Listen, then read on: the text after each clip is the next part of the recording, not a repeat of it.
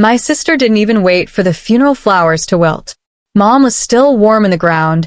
We had just left the cemetery. When she showed up at my apartment, didn't sit, didn't hug me, didn't even look sad, she just lifted her chin and said, "So, I'll take the apartment.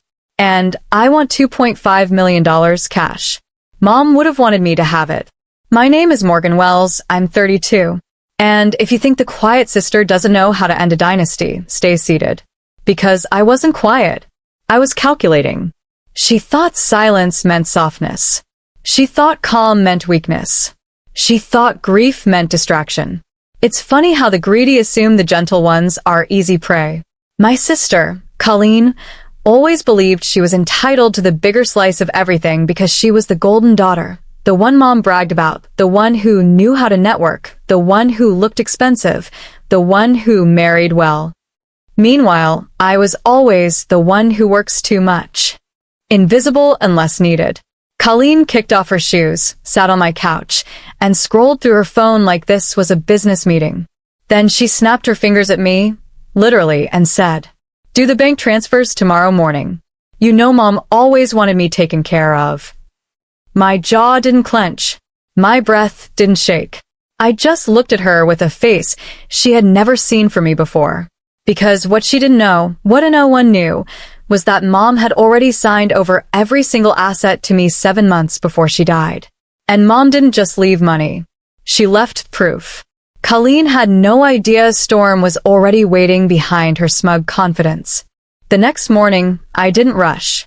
I brewed coffee, opened the patio doors, let the cold morning air move through the kitchen.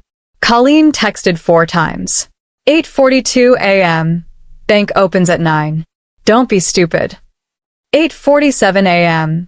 Do not make me involve lawyers. 8:55 a.m. Don't pretend you're poor. We all know what Mom left.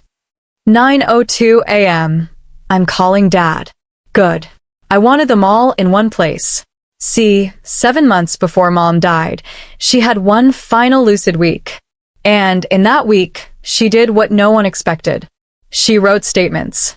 Real ones. With details. She spelled out every borrowed card they used, every temporary loan they never repaid, every time they forged her signature, every transaction they made through her accounts to avoid taxes. And she took those statements, notarized, to an attorney I had chosen. Quiet sister didn't mean weak. Quiet meant strategic. So, at 11:20 a.m., I walked calmly into my attorney's office. He already had the folders ready. There were 8 of them labeled and indexed, each one documented, in Mom's handwriting, the exact crimes Colleen and her husband committed. Identity fraud, elder financial abuse, tax evasion, forgery. It wasn't speculation. It wasn't emotional. It was provable. Across the city, my phone lit up again. Dad calling. Dad calling. Dad calling. And at 12:03, Colleen called. No more arrogance. Just panic.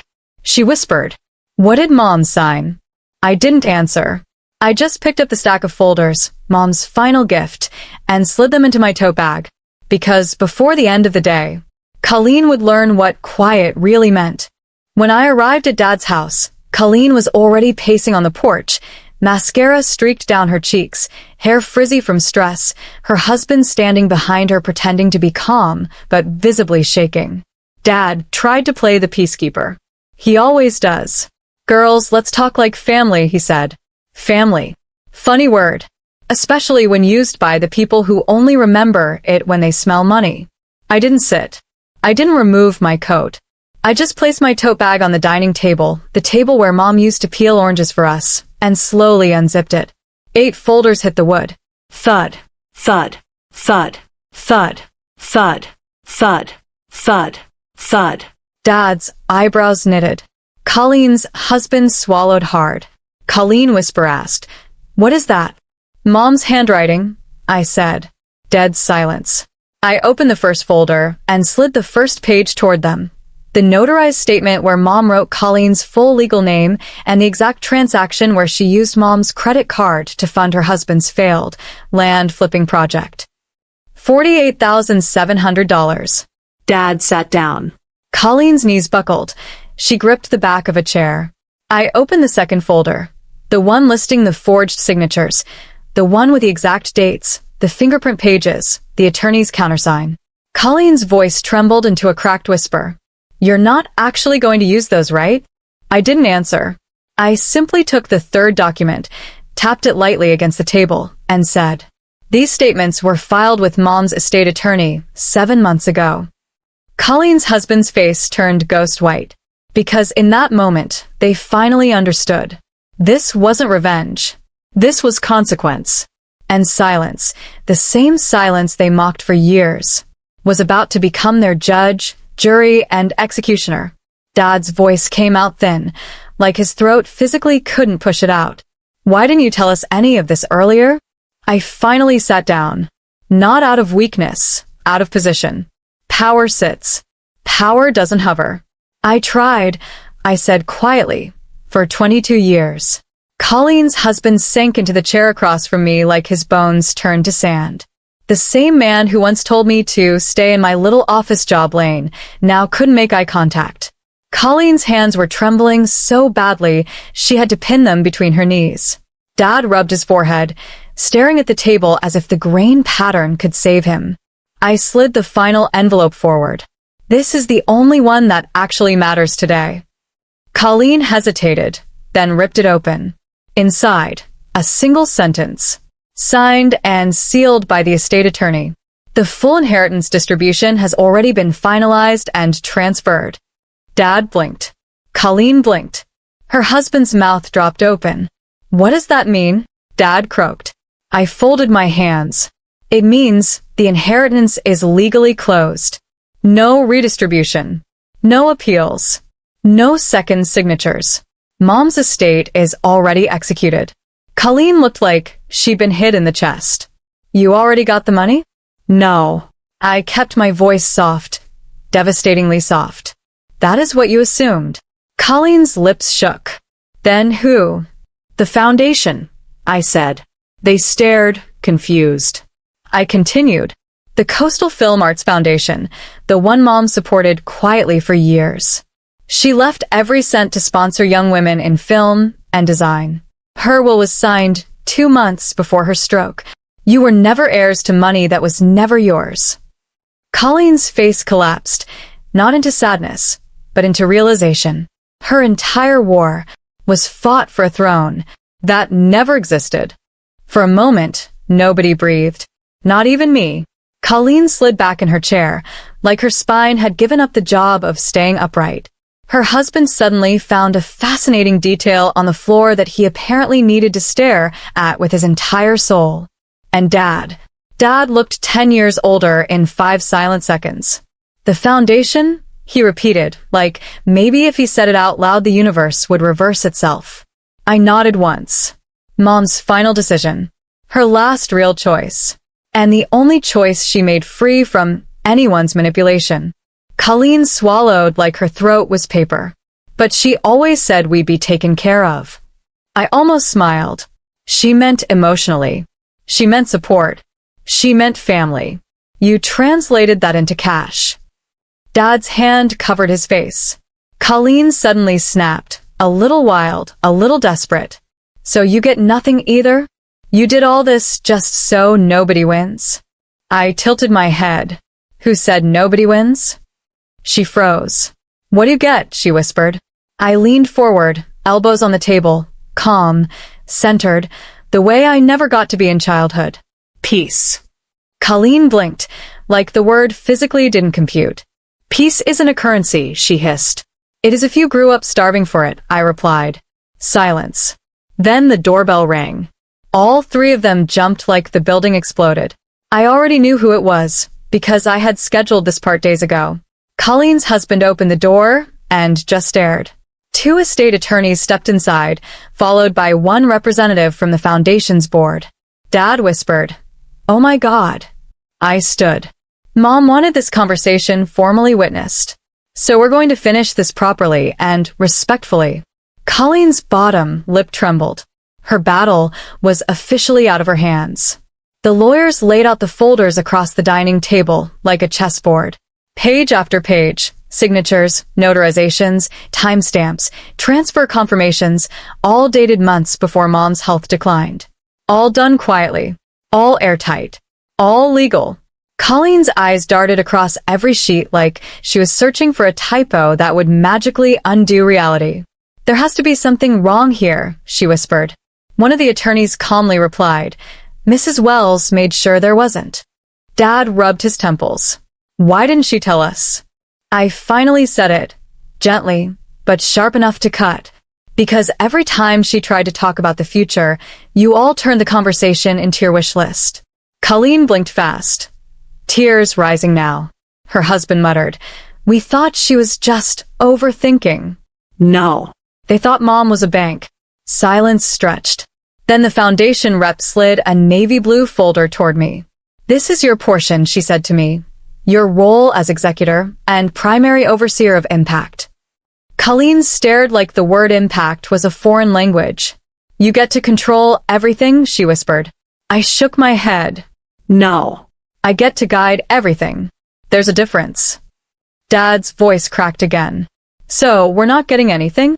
I looked at him, not with triumph, but with clarity. "You're getting something Mom always wanted you to have." "What?" he breathed. "Consequence."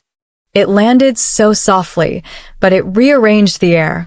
Colleen covered her face.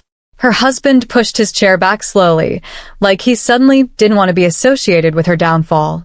The attorneys began packing up.